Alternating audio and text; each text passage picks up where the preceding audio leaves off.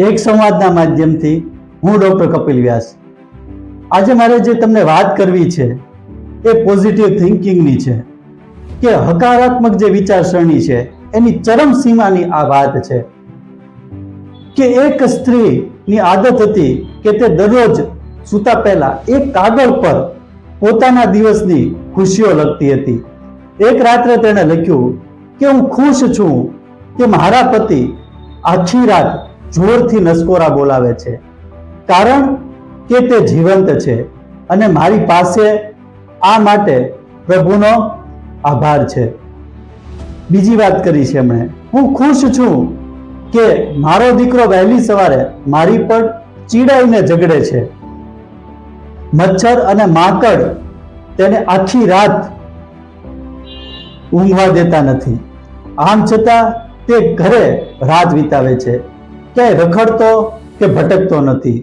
એ માટે પ્રભુનો આભાર છે. હું ખુશ છું કે દર મહિને વીજળી, ગેસ, પેટ્રોલ બિલ વગેરેનું, એટલે કે પાણીનું પણ બિલ વગેરે હું ઘણા બધા બિલો ભરવા પડે છે, પરંતુ આ બધી વસ્તુઓ મારી પાસે છે મિત્રો, મારા ઉપયોગમાં છે. જો તે ન હોત તો જીવન કેટલું મુશ્કેલ હોત. તે બદલ પ્રભુનો હું આભાર માનું છું. હું ખુશ છું કે આખો દિવસ કામ કરીને થાકીને ખુશ થઈ જાઉં છું. મને અસહ્ય લાગે છે. તેનો અર્થ એ છે કે મારી પાસે આખો દિવસ કામ કરવા માટે કે સખત મહેનત કરવાની શક્તિ અને હિંમત છે. ફક્ત આ માત્ર પ્રભુની કૃપાથી જ થાય. હું ખુશ છું કે દરરોજ મારે મારા ઘરને ઝાડુ મારવું પડે છે અને દરવાજા અને બારીઓ સાફ કરવી પડે છે. સદભાગ્યે મારી પાસે મિત્રો ઘર છે.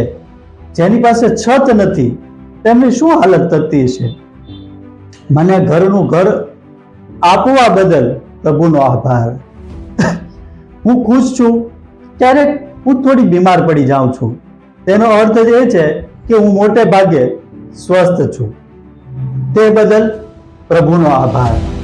હું ખુશ છું કે દર વર્ષે તહેવારો પર ભેટ આપતી વખતે પર્સ ખાલી થઈ જાય છે. મતલબ કે મારી પાસે પ્રિયજનો, મારા પ્રિયજનો, સંબંધીઓ, મિત્રો મારા પોતાના છે કે જેમને હું કંઈક ભેટ આપી શકું છું. જો આ ન હોય તો જીવન કેટલું કંટાળાજનક હશે. પ્રભુનો આભાર. હું ખુશ છું કે દરરોજ એલાર્મના અવાજ પર જ હું ઉઠું છું, એટલે કે મને દરરોજ એક નવી સવાર જોવા મળે છે. આ પણ પ્રભુનું જ કંઈક કામ હશે એવું હું માનું છું. મિત્રો, આ છે જીવવાના નાના નાના સૂત્રો. મને અને તમને લાગતા વળગતા આ બધા પ્રશ્નો છે કે જેના કારણે આપણે આ નજીવી બાબતોને લઈને દુઃખી થતા હોઈએ છીએ.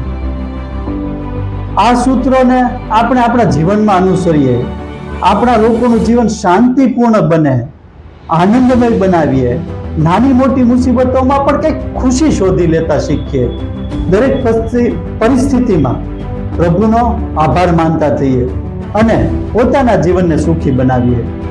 માત્ર આ મારી વાતને, આ વિડીયોને તમારા સુધી સીમિત ન રાખતા તમારા અંગત લોકો સુધી પણ ખાસ પહોંચાડજો. દરેક પરિસ્થિતિમાં હકારાત્મક વિચારો. જે પ્રાપ્ત થયું છે તે પૂરતું છે. જેનું મન મસ્ત છે તેની પાસે આમ જોવો તો સમસ્ત છે અને શરીર પણ અલમસ્ત છે. સુખી જીવનની આ ચાવીઓ જ્યારે આપ દુઃખી થાઓ ત્યારે ચોક્કસથી સાંભળશો તેવી આશા સાથે. જય Shri Krishna. Thank you so much.